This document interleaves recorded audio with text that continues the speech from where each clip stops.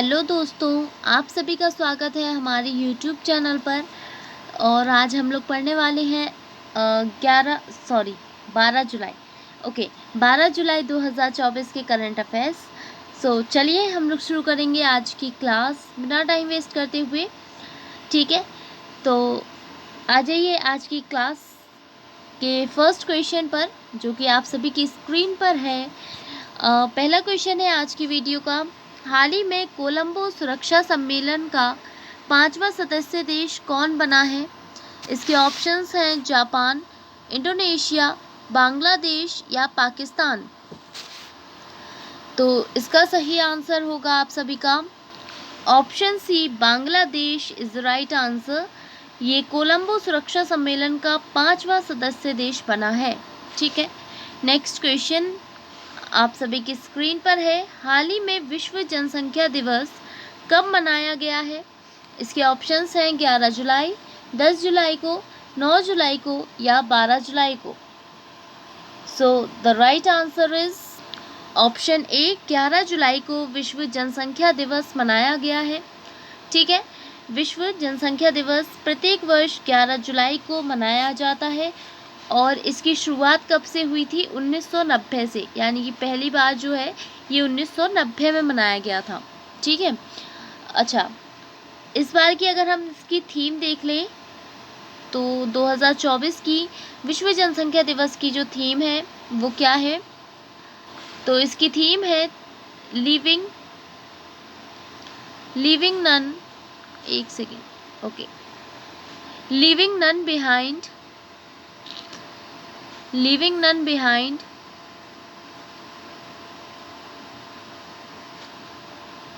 making everyone count, making everyone count, okay, making everyone count, okay. Hindi में देख लेते हैं तो किसी को पीछे ना छोड़ना, सभी की गिनती करना, किसी को पीछे ना छोड़ना, किसी को पीछे ना छोड़ना, किसी को पीछे ना छोड़ना, सभी की गिनती करना। ठीक है, सभी की गिनती करना। Okay, clear? चलिए नेक्स्ट क्वेश्चन पर चलेंगे हम लोग। अगला क्वेश्चन है, हाल ही में किस राज्य में सारस पक्षी की आबादी बढ़ गई है? इसके ऑप्शंस हैं मध्य प्रदेश, उत्तर प्रदेश, पंजाब या Tamil Nadu. The right answer is option B, Uttar Pradesh में सारस पक्षी की आबादी बढ़ गई है। सबसे इम्पोर्टेंट क्वेश्चन, जो सारस पक्षी है ये यूपी का राजकीय पक्षी है, तो इसको आप लोग याद रखिएगा। ये यूपी का क्या है? एक राजकीय पक्षी है। ठीक है, और ये चीज़ जो यूपी के एग्ज़ाम्स आप लोग देते हैं उसमें ज़रूर याद रखिएगा। तो ये यूपी का राजकीय पक्षी है, सारस पक्षी, और इसकी जो संख्या है ये बढ़ गई है यूपी में। इसकी संख्या कितनी हो गई है? तो इसकी संख्या हो गई है 19,918। ठीक है, 19,918 जो है इसकी संख्या पहुंच चुकी है। क्लियर?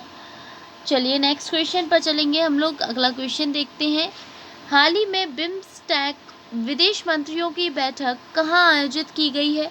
इसके ऑप्शंस हैं गुजरात, महाराष्ट्र, कर्नाटक या नई दिल्ली। तो इसका सही आंसर होगा ऑप्शन डी, नई दिल्ली। ठीक है, नई Delhi is the right answer. BIMSTEC विदेश मंत्रियों की बैठक जो है वो नई दिल्ली में की गई है। और चलिए हम लोग इसके बारे में जान लेते हैं, बिम्स्टेक के बारे में। तो इसका फुल फॉर्म होता है bay of Bengal initiative for multi sectoral technical and economic corporation. Okay, bay of Bengal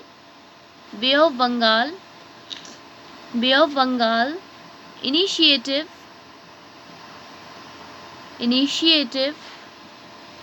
for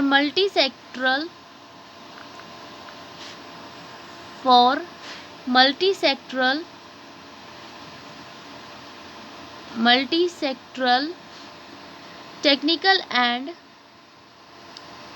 technical and economic corporation, economic corporation, okay, economic corporation. अच्छा, इसकी स्थापना कब हुई थी? तो इसकी जो स्थापना है वो 1997 में हुई थी और इसका हेडक्वार्टर कहाँ पर है? बांग्लादेश में, ठीक है, मतलब बांग्लादेश की जो कैपिटल है ढाका बांग्लादेश में, तो ये इसका हेडक्वार्टर है ढाका में। और इसमें अच्छा, इसके टोटल जो सदस्य देश हैं वो कितने हैं? तो इसके सदस्य देशों की संख्या कितनी है? 7, ठीक है, 7 इसके सदस्य देश हैं। चलिए जान लेते हैं कौन कौन से हैं। तो सबसे पहले आ जाता है हमारा इंडिया, उसके बाद नेपाल, बांग्लादेश, बांग्लादेश, भूटान, म्यांमार,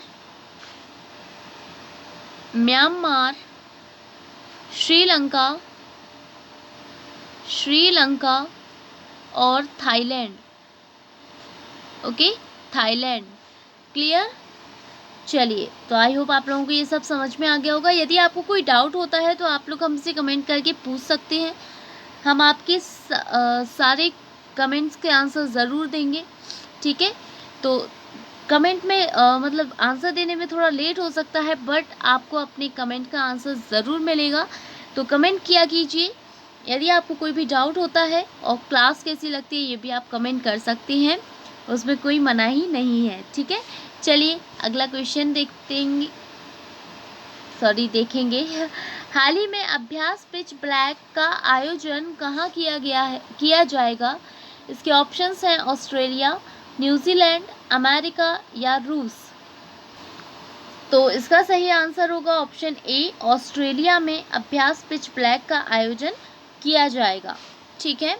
और इसमें भारत भी हिस्सा लेने वाला है, भारतीय वायुसेना, ठीक है, भारतीय वायुसेना हिस्सा लेगी इसमें। और ये जो एक सेकेंड क्या लिख गया, भारतीय वायुसेना भी इसमें हिस्सा लेगी और साथ ही साथ इसमें 20 देशों का अभ्यास होने वाला है, ठीक है। ये 20 देश इसमें हिस्सा लेंगे और भारतीय वायुसेना भी, ठीक है। चलिए नेक्स्ट क्वेश्चन पर चलते हैं। अगला क्वेश्चन है, हाल ही में वेलनेस ब्रांड हुप की निवेशक और ब्रांड एम्बेसडर कौन बनी है? इसके ऑप्शंस हैं स्मृति मंदाना, पीवी सिंधु, कैटरीना कैफ या आलिया भट्ट। तो इसका सही आंसर है आप सभी का option B, PV Sindhu is the right answer, okay. Next question, हाल ही में एनबीडीए के अध्यक्ष कौन बने हैं? इसके ऑप्शंस हैं सुधीर चौधरी, रवीश कुमार, राजदीप सरदेशी या Rajat Sharma. So the right answer is option D, Rajat Sharma. ये एनबीडीए के नए अध्यक्ष बने हैं। ये एनबीडीए है क्या? तो ये न्यूज़ चैनल की सबसे बड़ी संस्था है, ठीक है, न्यूज़ चैनल की सबसे बड़ी संस्था, न्यूज़ चैनल की सबसे बड़ी संस्था का नाम है एनबीडीए, सबसे बड़ी संस्था, ठीक है। और अच्छा, इस एनबीडीए का फुल फॉर्म क्या होता है?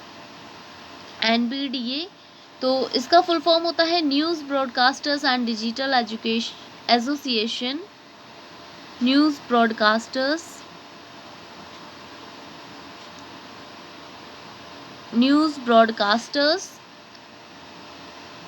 एंड डिजिटल एसोसिएशन,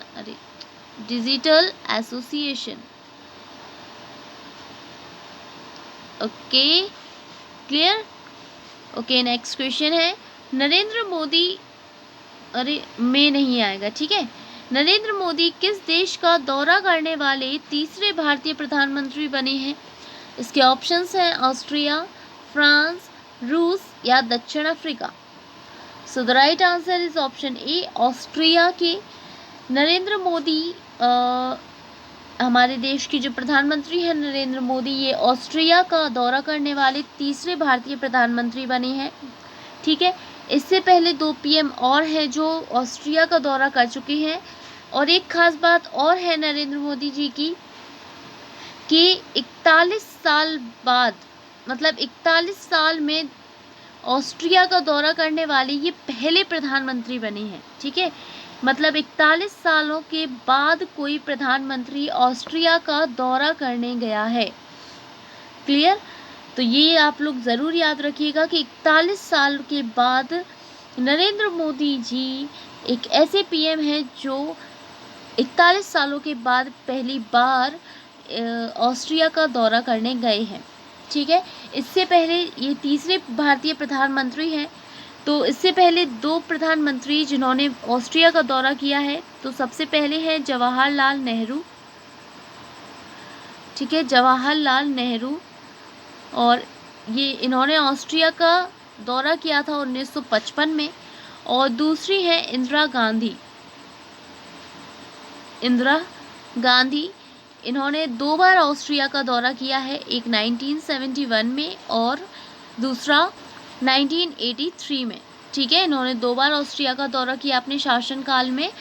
और उससे पहले जवाहरलाल नेहरू, फिर इंदिरा गांधी, और इन लोगों के बाद तीसरे जो प्रधानमंत्री हैं वो कौन है? नरेंद्र मोदी। ठीक है, चलिए नेक्स्ट क्वेश्चन आप सभी की स्क्रीन पर है। हाल ही में दुनिया की पहली मिस एआई कौन बनी है? इसके ऑप्शंस हैं लालिना, केंजा लेइली, जेफरी हिंटन, या इनमें से कोई नहीं। So the right answer is option B, Kenza Layli is the right answer. Okay, next question. हाल ही में भीष्म साहनी का निधन हो गया है, वे कौन थे? इसके ऑप्शंस हैं लेखक, अभिनेता, गायक या फिल्म निर्माता। तो इसका सही आंसर होगा ऑप्शन ए, लेखक। भीष्म साहनी एक लेखक थे। ठीक है, अगला क्वेश्चन है। हाल ही में डिंक शूफ किस देश के नए प्रधानमंत्री बने हैं? इसके ऑप्शंस हैं जापान, ब्रिटेन, इंडोनेशिया या नीदरलैंड। तो इसका सही आंसर होगा ऑप्शन डी, नीदरलैंड के। डिंक शूफ नीदरलैंड के नए प्रधानमंत्री नियुक्त किए गए, मतलब बने हैं। ओके, अगला क्वेश्चन है। हाल ही में पाकिस्तान के किसी हाईकोर्ट की पहली महिला मुख्य न्यायाधीश कौन बनी है?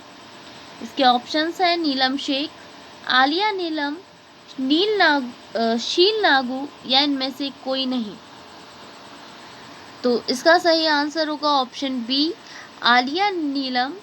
ये पाकिस्तान की किसी हाई कोर्ट, मतलब पूरे पाकिस्तान में किसी भी हाई कोर्ट की, ठीक है, हाई कोर्ट की पहली महिला मुख्य न्यायाधीश कौन बनी है? आलिया नीलम। मतलब आज तक किसी भी हाई कोर्ट की मुख्य न्यायाधीश कोई भी महिला नहीं बनी है, ये पहली महिला मुख्य न्यायाधीश हैं किसी भी हाई कोर्ट की। ठीक है, तो ये कहाँ की बनी है ये याद कर लीजिएगा, लाहौर की।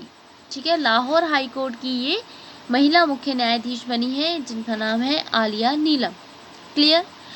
सो गाइज, यहाँ पर आपके क्वेश्चंस कंप्लीट होते हैं और हम लोग अपनी क्लास यहीं पर एंड करेंगे। अब हम मिलेंगे नेक्स्ट वीडियो में अगले दिन के करंट अफेयर्स के साथ। तो सभी लोग तैयार रहिएगा नेक्स्ट क्लास के लिए। और जाने से पहले जिसने भी अभी तक चैनल को सब्सक्राइब नहीं किया है, जो भी पहली बार हमारे चैनल पर आए हैं, सभी लोग चैनल को सब्सक्राइब कर लीजिएगा, वीडियो को लाइक कर दीजिएगा और अपने फ्रेंड्स के साथ शेयर भी ज़रूर कर दीजिएगा। ठीक है, तो नेक्स्ट क्लास के लिए तैयार रहिएगा। हम लोग मिलेंगे नेक्स्ट क्लास में। Thank you and have a nice day.